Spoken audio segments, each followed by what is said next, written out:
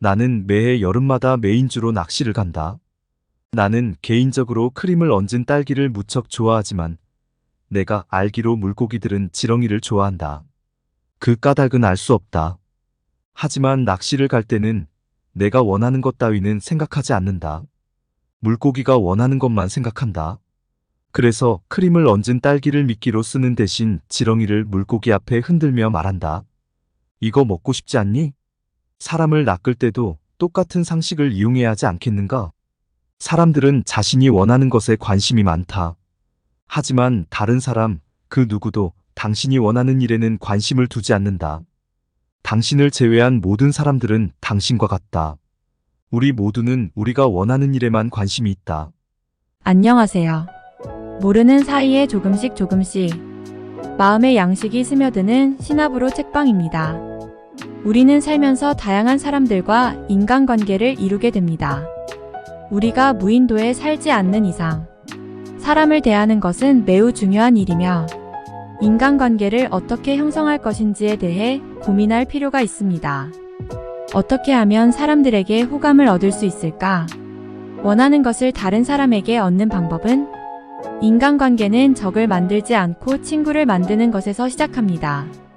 데일 카네기의 저서 인간관계론은 사람을 다루는 핵심적인 원리를 구성하고 있습니다. 이 책을 통해 사람을 다루는 방법에 도움을 얻었으면 좋겠습니다.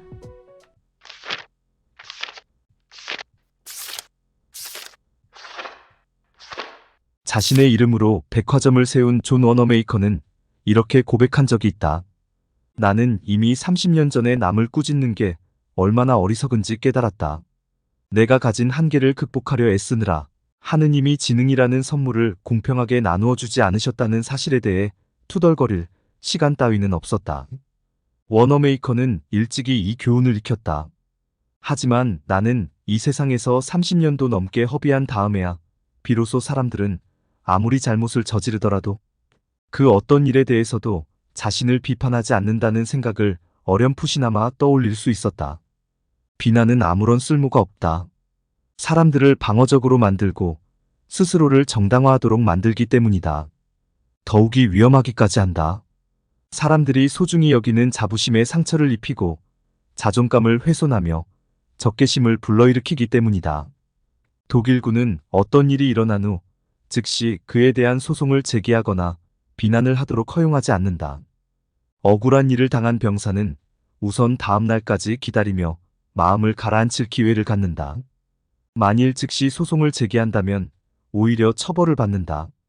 사람들과 관계를 맺을 때는 사람이 논리적인 동물이 아니라는 점을 명심해야 한다.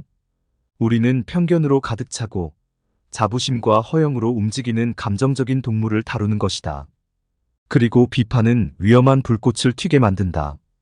이 불꽃은 자부심이라는 화약을 폭발하게 만들고 그 폭발은 때로 죽음을 앞당기기도 한다. 예를 들어 레너드 우드 장군은 질책을 받고 프랑스로의 출정을 허가받지 못했는데 자존심에 상처가 난 나머지 얼마 못 가 죽었다. 토머스 하디는 영문학을 풍성하게 만들어준 최고의 소설가 중 한 명이다. 그런 하디조차 심각한 비판을 받고는 펜을 영원히 꺾어버렸다. 영국의 시인 토머스 채터턴은 비난을 견디지 못하고 자살했다.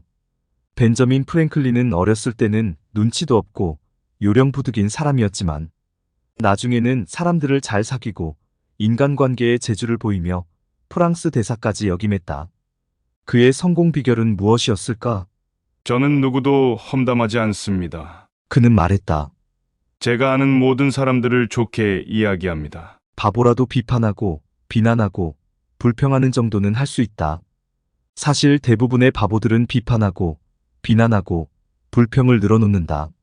하지만 인품이 훌륭하고 자제력이 있는 사람들은 다른 사람들을 이해하고 용서한다. 칼라일은 이렇게 말한다. 보잘것없는 사람들을 다루는 방식을 보면 그 사람이 위인인지 아닌지를 알 수 있다. 사람들을 비난하는 대신 이해하려고 노력해보자. 왜 그 사람들이 그런 일을 했는지 이해하려고 애써보자. 비판보다는 훨씬 더 도움이 되고 재미있을 것이다. 그러다 보면 공감, 관용, 친절도 몸에 배게 된다. 모든 것을 알게 되면 모든 것을 용서하게 된다. 세상에서 다른 사람으로 하여금 어떤 일을 하도록 만들 수 있는 방법은 단 하나밖에 없다.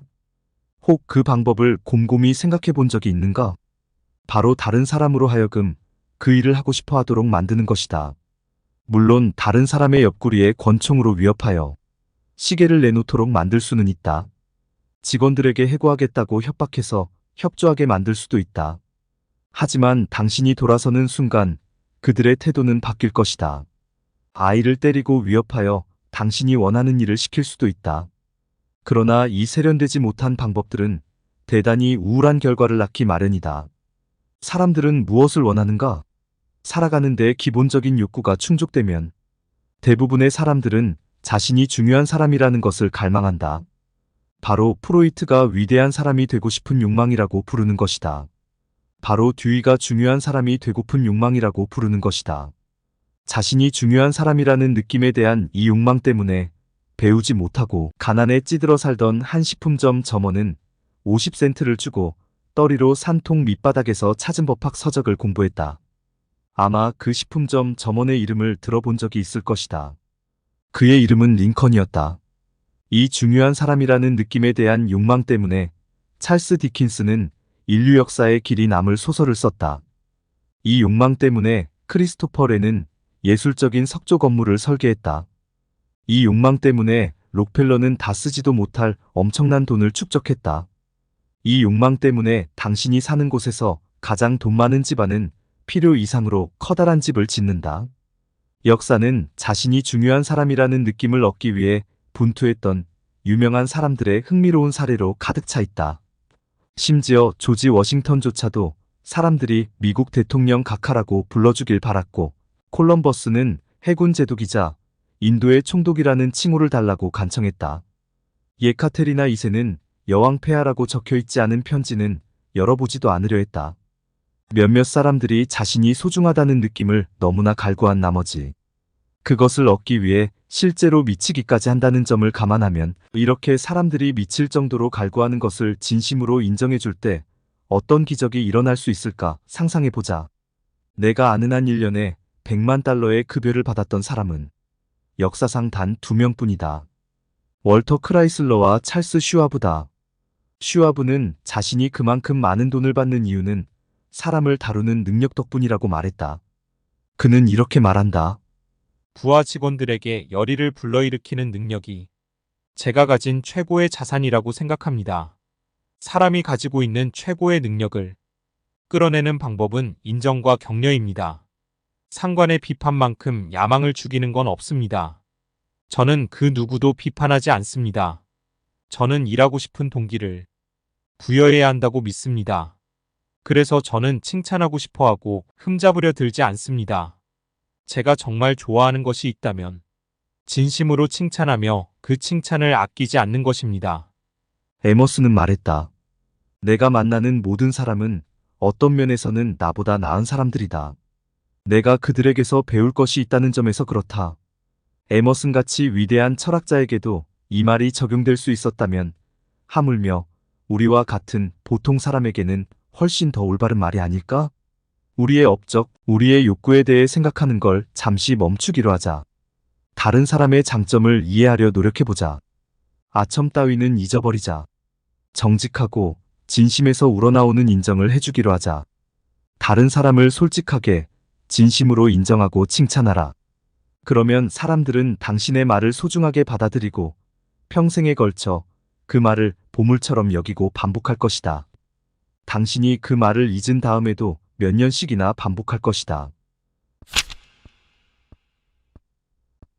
어떤 사람이 그에게 윌슨, 올랜도, 클레망소와 같은 모든 전쟁의 지도자가 물러나고 잊혀버린 다음에도 당신은 어떻게 권력을 유지할 수 있었느냐고 묻자 로이드 조지는 대답했다.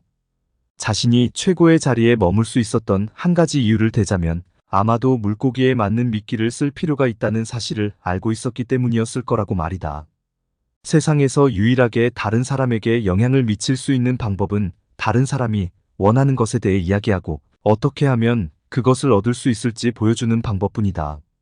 다음에 어떤 사람에게 어떤 일을 하도록 만들고 싶을 때 이를 반드시 기억하라.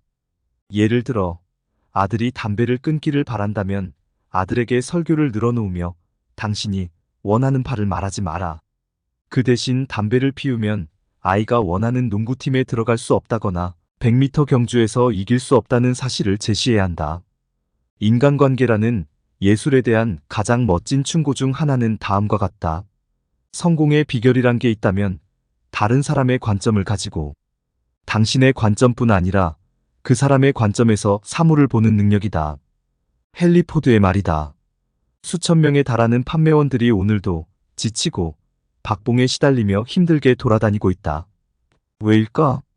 그들이 늘 자신이 원하는 것만을 생각하기 때문이다.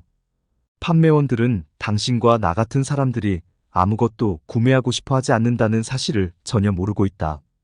전문직 종사자들도 똑같은 실수를 저지른다. 몇 년 전에 유명한 필라델피아 이비인후과 전문병원을 찾은 적이 있다. 의사는 내 편도선을 살펴보기 전에 무슨 일을 하고 있냐고 물었다. 그는 내 편도선의 크기에는 관심이 없었다. 다만 나의 재정 상태에만 관심이 있었다. 얼마나 나를 도울 수 있는지는 주요 관심사가 아니었다. 그의 주요 관심사는 내게서 얼마를 받아낼 수 있는가였다. 결과적으로 그는 한 푼도 받지 못했다. 내가 그의 인격 결핍에 대한 경멸로 가득 차서 병원을 나와버렸기 때문이다. 딸아이로 인해 고민이 가득한 아버지가 있었다. 내 강좌를 듣는 전화 엔지니어였다. 그의 문제는 어린 딸이 아침을 먹지 않는 것이었다. 야단치고 사정하고 달래는 모든 일반적인 방법들은 아무런 효과가 없었다. 그래서 부모는 자문했다. 어떻게 딸아이가 스스로 먹고 싶어 하도록 만들 수 있을까? 그 어린아이는 엄마 흉내를 좋아했다. 어른처럼 굴려고 했던 것이다. 그래서 어느 날 아침 부모는 아이를 의자 위에 올려놓고 아침을 만들어 달라고 했다. 아이가 아침 음식을 만들고 있을 때를 맞춰 아버지가 부엌으로 들어갔다. 아이는 아빠에게 말했다. 여기 좀 봐. 내가 오늘 아침 시리얼을 만드는 중이야. 그날 아침에 딸 아이는 시리얼을 2그릇이나 먹었다. 어르고 달랠 필요가 없었다. 아이는 아침을 만드는 일에서 자기를 표현하는 길을 발견했던 것이다. 기억하라. 다른 사람에게 열렬한 욕구를 불러일으키면 온 세상을 갖게 될 것이다. 잘 들으셨나요? 저자의 말과 사례를 통해 사람을 다루는 기본적인 방법은 3가지로 크게 요약할 수 있습니다. 비판하거나 비난하거나 불평하지 말라. 솔직하게 진심으로 인정하고 칭찬하라. 다른 사람에게 열렬한 욕구를 불러일으켜라. 여러분들도 이 영상을 통해 인간관계가 나아지기를 바랍니다. 이상 신압으로 책방이었습니다. 안녕.